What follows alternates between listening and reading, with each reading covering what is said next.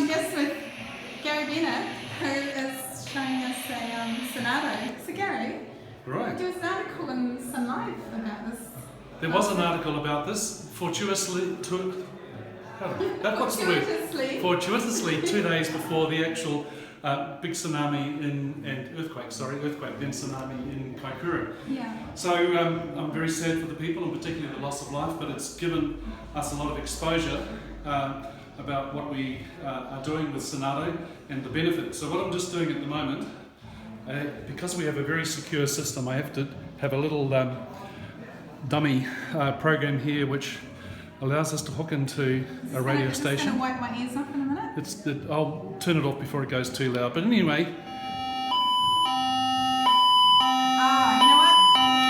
I think I'd wake up to that. I didn't wake up to a text. and this is now playing the radio station, which would, in a normal situation, they'd be giving people instructions of what to do. Yeah. The unit's usually plugged in, just put on a bench like this. You unplug it and take it with you, and it works for up 5 to 10 days. 5 to 10 days. So And that's so because if your power goes, it keeps on going. And in Christchurch, after the big earthquake a few years ago, people were without power for 10 days, and this keeps allowing them to be informed of what to do. And you can always keep that in your pocket. I mean, it's Almost. bigger than... Well, it's designed to be carried around. Yeah. And it has a nice screen there with some big letters, which tells you the nature of the alert. So if you haven't got your glasses. Zoom in on that. I'm getting that. Here we go. This is showing a demo screen, of course. Yeah. But it would show the nature of the alert and what to do. So all instructions actually come up on the screen. Yeah. On the screen. So if you're deaf, but with people, hopefully Well, someone's but the thing is, if and we can hook in for deaf people, but they have to be very careful. That was a these silly vibrating question. units. I can't believe I asked it. What about for deaf people? No, but it's a valid thing. People with disabilities, Yes. because if people are blind, they can hear it and they can hear the radio. But deaf people, they have these alerting devices which vibrate their beds. Yes. You can't say having vibrators in beds; it's a vibrator under the bed, not in the bed. Okay. And that wakes them up, and then they can see the alert that's on the screen and know what to do. Right. And it'll stay charged up for 5 days.